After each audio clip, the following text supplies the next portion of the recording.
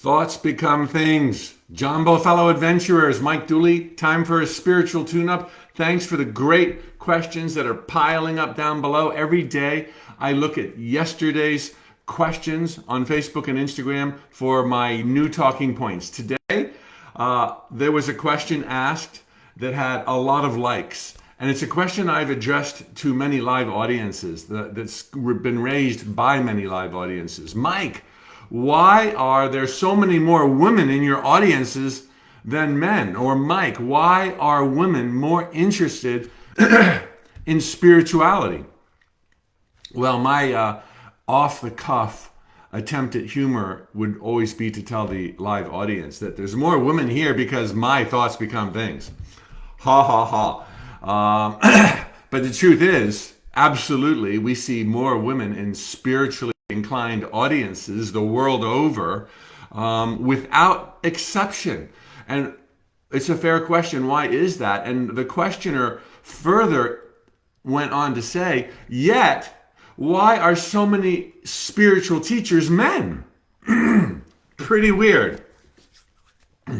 It's not so weird when you just look at the basics of what's going on in our reality. As I have often said, these are truly primitive times. I am caveman, you are cave women. We are just now emerging from the caves. Forget that we have space station and nuclear power.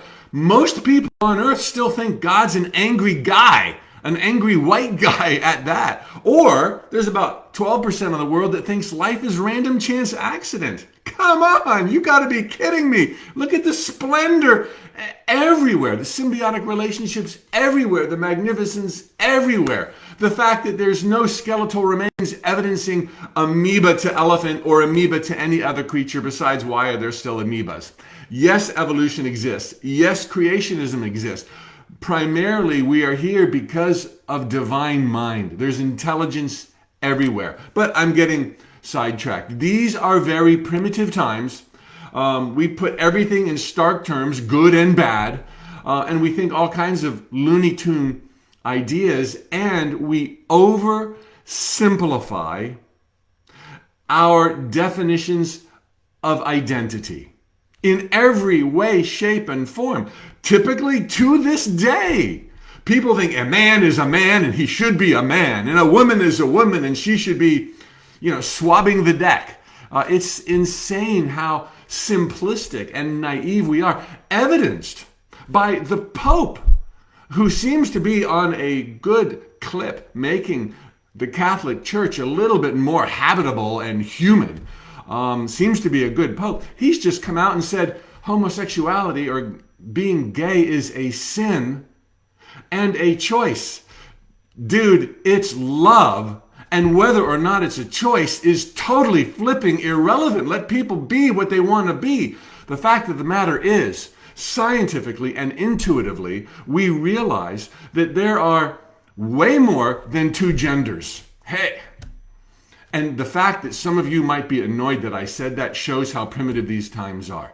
There are more than two genders. Done! And there are way more than two types of sexual orientation. Done! But we're just now able to recognize that in some corners of society, whereas other pockets are stoning people to death for disagreeing or for not towing the line, thinking in simplistic, primitive terms. And so the question about spirituality and the female or women's interest goes back to the over-identification of what is a man. A true man, the Neanderthals would tell you, and no offense to Neanderthals, I don't think we even understand our ancestors at all, is, a leader, a decision maker, a king inside of every man. And thereby, it is total shame to ask for directions when you're lost. It is total shame on you to not be able to toe the line and show a soft side where you ask questions and wonder about the nature of reality because what you see around you does not jive with what they've been telling you. Whereas for women in these primitive times. It's been perfectly acceptable for them to gather, to cooperate, to share, to be vulnerable, all of the sacred feminine qualities. It's not been shameful because they're women. Now, guys can't do that, but women can. So the poor guys trying to follow their heart and be good in societal terms have been pulled to pieces. And your heart must go out to some who are really, it must be devastating to not fit a normal, primitive role in a world and a society today that demands it, otherwise thinks that you are not fully present, not justified. So I have pity on any man who has trouble asking for directions. It doesn't mean all men don't have trouble. Why are men often leaders of spiritual movements or teachers? There's a lot of awesome female teachers. There always have been. In every single home. My mom was one of them. But because it's okay for a guy to be a teacher based on these primitive norms, that doesn't mean that every male spiritual teacher is, caveman trying to be a leader, decision maker. Maybe they've lived enough lifetimes that they've softened up and they've found their divine feminine and they're able to kind of live in both worlds.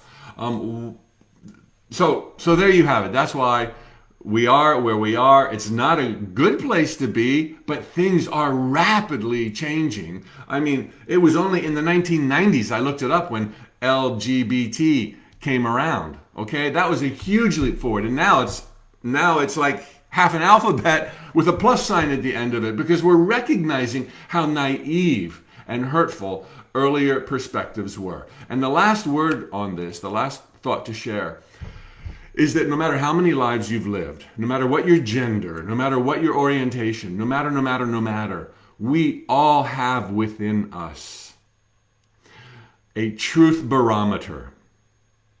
And we all have the ability to say, what's up with that? This is not playing out. This is not fair. This is not working. This is not who I really am. And I'm not going to play by those silly old rules anymore. We all have the ability to discern truth. And truth, in the way I mean it, is absolute. It is non-negotiable. We are all of God. There's only love. We're creators. Thoughts become things. It's all good. We're eternal creatures. That's about it. And if you find concepts that do not speak to our power or life's beauty, then it's probably not an absolute truth, as I'm using the word truth. We all have the ability to say, hey, if some segment of society is being discriminated against, does that add up to all God, all love? We are creators, eternal beings in this together. There's only one being.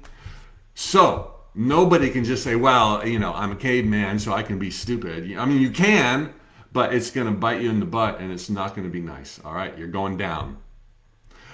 Thanks for the great questions. And please check out the link below on Facebook. Swipe up on my bio to join me for the 21 lucid dreaming adventure. Claire, my co-host, is on fire. We've got 21 videos, 21 interactive activities. It's going to take you 5 or 10 minutes a day, and you're going to be exploring the dream world, mining it for the treasures that have been there all along, with one reason in mind. Our objective is to rock the living daylights out of the here and now, your waking dream, the big dream that we're sharing this very moment. Thank you, fellow adventurers. Thanks for the great questions. More piled up. I can't wait to get to all of them. I'll see you here tomorrow, 9:15, weekdays in the morning, New York City time. Winnie, Chris, Megan, glad you're on Facebook. Cheshire and Type Nick Levity. Oh boy, I'm not very swift today reading these names. Marble Creations, go. Debbie, you got it. Tesriel. All right. Thank you. Hasta la pronto.